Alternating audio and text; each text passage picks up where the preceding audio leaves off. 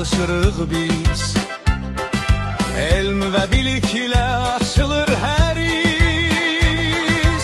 İnsan sağlamlığı ən böyük sərvət. İşimiz xidmət, məqsədimiz həqiqət.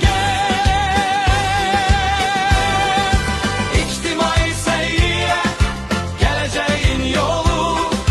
Hər birimizin qəlbi ümidlə dolu.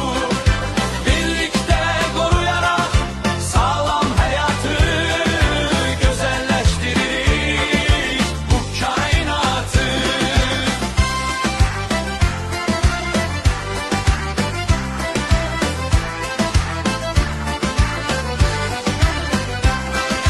Profilaktika ilə başlanır hər uğur.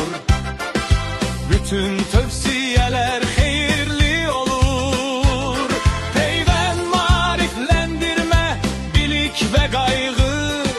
Sağlam cəmiyyətin ən möhkəm dayağı. İctimai səyyə, gələcəyin yolu. Hər birimizin qəlbi ümidlə dolu.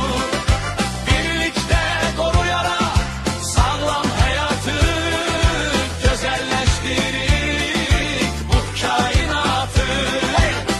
Bugünün tələbəsi, sabahın lideri. Xalqın sağlamlığıdır ən böyük dəyəri. Elmlə, əməl ilə daim irəli gedək. Azərbaycan adını daim yüksəldək.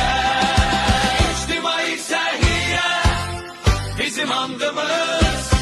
Xidmət və bilikdir ən böyük adımız. İctimai səhiyyə fakültəsilə biz sağlam gələcək